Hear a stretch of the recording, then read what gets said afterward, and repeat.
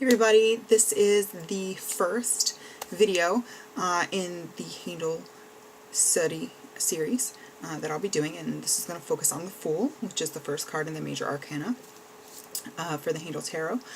This is what he looks like. So the way these videos are going to go is I'm going to talk about the different things that you can see in the card, what they might mean, and how they pertain to the theme of the Fool and the Fool's journey. And then we'll go through the associations for the card, that, you know, all of the different things that are outside tarot that are ascribed to the meaning of the card. And then we'll go through some discussion questions, and I will also post all of that down below. For the discussion questions, you can feel free to journal them. You can write me, you can email me, you can put your thoughts in the comments below to share with everybody else. I would love that. Get a conversation going about the different things that we might see or talk about that might not be so clear. And I will also link to the written version of this lesson, which is in the Facebook group Divination Geeks, and you feel free to join. It's open to everybody, and then all of the things that I have written down and typed out are in that lesson as well. So I'm going to be referring to my notes. I've got tons and tons of notes, so if I'm looking down and, you know, trying to collect my thoughts, that's why. But let's just jump right in. So the first thing about the Fool is he's numbered 0. 0 is egg-shaped, and egg-shaped means that, you know, life comes from the egg. Life comes from the beginning. It's the pre-version of the self. 0 also is the other side of infinity. If you divide 0 by 0, you get infinity, and you get the beginning, you get the end, you get everything, all encompassing one, you know, starting point. And I've talked about the Fool before in some of my other videos, but the Fool doesn't have to be, you know, your very fresh start. You don't have to be a child. You don't have to be starting out in your life. This could be your second, your third, your fourth, and so on. Starting out, this could be it could be a new project. It could be a new something small, a new person that you met, or a new relationship. But whatever it is, it's starting the freshest that it has been. So if we look at the figure in the card, you can see he stands outside the border. He's like ready to jump in. You'll see, I'll talk a lot about the Fool's journey in this series. He's at the beginning. He's ready to jump in and get on that journey. But he's also outside of everything, and that's a theme we're going to kind of visit a few times while we talk about this card. His coat, you'll see, is brown and drab up here, but it's multicolored here. This is like the jester motley that you're familiar with, that you would see a normal jester wear. You wouldn't normally see them wear something so colorless and drab on the top. But what that symbolizes is the Christian monastic orders, kind of like St. Francis of Assisi, where, you know, they were serious orders where they gave up wealth and power and started from nothing. And in order to learn about God and learn about their religion, they had nothing. They were humble, and they renounced all of society. And that's a big theme with Haindl's Fool. You know, he chose to depict him as a jester. A jester is the one figure in history that could pretty much say whatever he wanted in the guise of laughter, in the guise of making fun.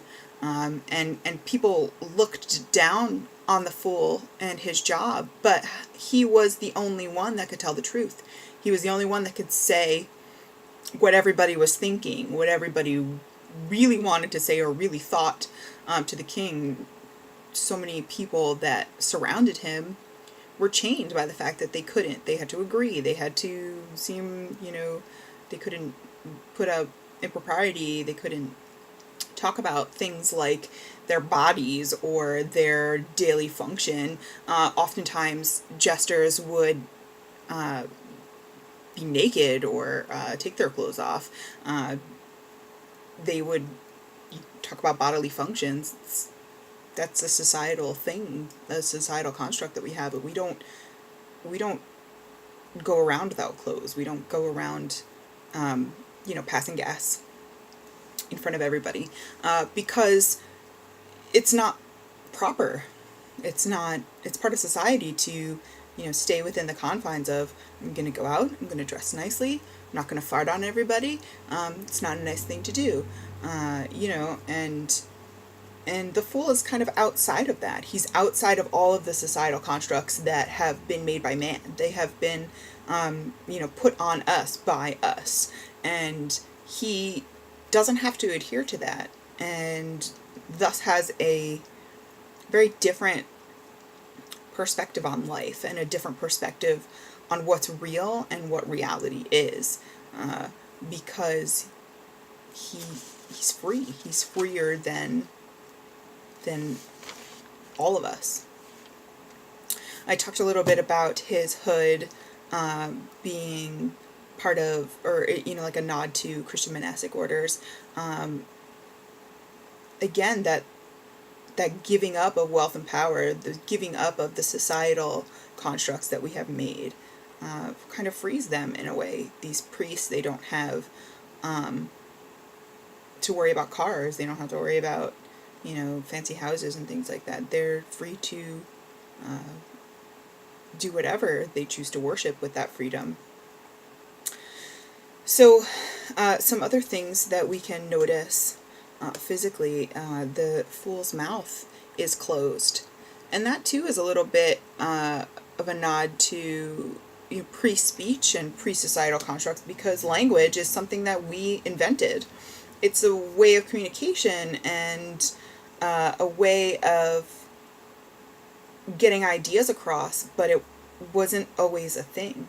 It was something we invented, and it was something that we use today, but also in that proper way. If you've ever listened to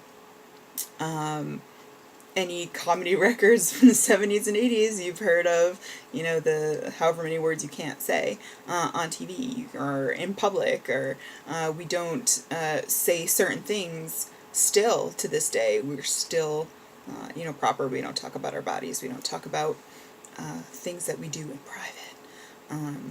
And again, that fool is outside of that. He doesn't need to be part of it.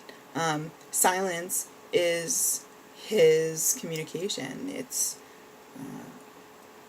outside of and beyond words, and outside of that construct of society.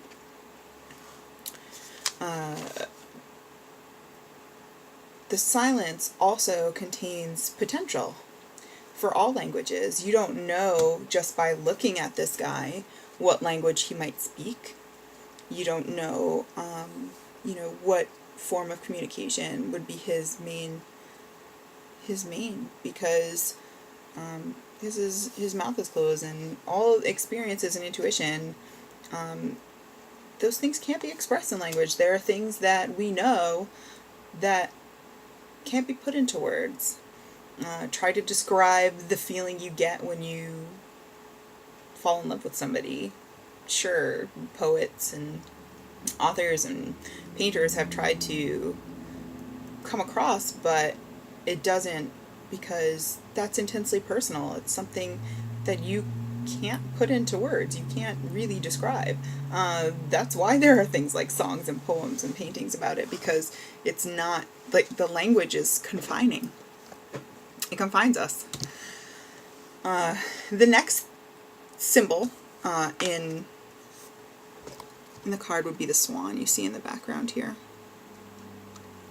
The swan is a symbol of the fall, the myth of the fall. The myth of the fall is most notable in the Garden of Eden Eve is presented with an apple by a nefarious snake figure. She eats it, and then she gives it to Adam. Adam and she now have been cast out of the Garden of Eden. They have fallen from grace. They have fallen from God's grace, and they are now human. They are now realizing that they aren't wearing clothes. They realize that they know things, or they can see things that weren't apparent to them before. So before they were in that full, like, innocent state. Now they are on their journey. They know more about themselves, and they're beginning to realize and decide different things for their lives. The wounded swan is purity and love. The wound is the fall. The neck is twisting and winding, as if she's in pain, but it's a spiral. The spiral symbol is huge, spirals up into heaven. She's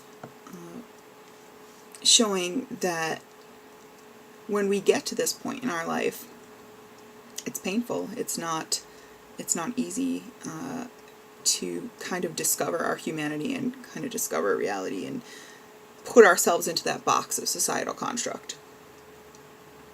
The beak is pointing straight up. She's pointing to these planets and the stars back here. I don't know if you can see, but there are 6 planets in the top here. There's also 6 bells on the jester, on the fool here. And that's something we'll talk about a little bit later. The wings are stretching up towards heaven. She's reaching for that divine and that higher consciousness. And that's pretty much all of the symbols here. You can also see the fool's kind of finger is pointing to or touching the wound on the swan, and that's his will or his interest in kind of growing into that human element. Like he wants to move from where he is, where his innocence and nothingness is, and move down into his journey, and that's the beginning of it, is him touching the pain of life and touching the pain of being and becoming human. So the associations that go along here, Hebrew, we have the letter Aleph. That is the state of total awareness. It's the ego. It's also where we start conditioning, where we start putting things into categories and boxes and, coming up with society. It's the silent letter in the name of God. It's the force that binds. The whole experience of the Major Arcana. It's the beginning of the fool's journey. It also talks of virtue and how the fool is fearless and how he's just ready to jump into that journey himself. The rune is Win.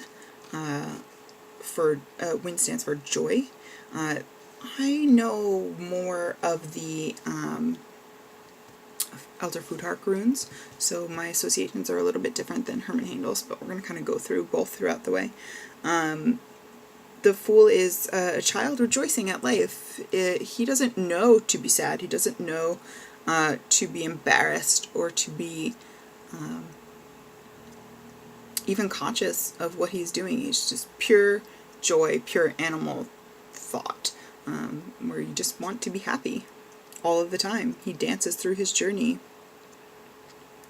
He is in harmony with himself and his environment. He is one with it because he doesn't know any different. He doesn't know to be any different than total happiness.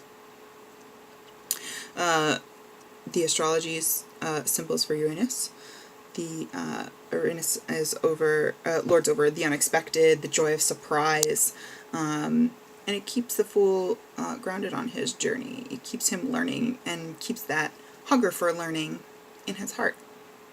And then the element, which is indicated by this border here, is the element of air. Air usually stands for thought, but it's also the element of the spirit.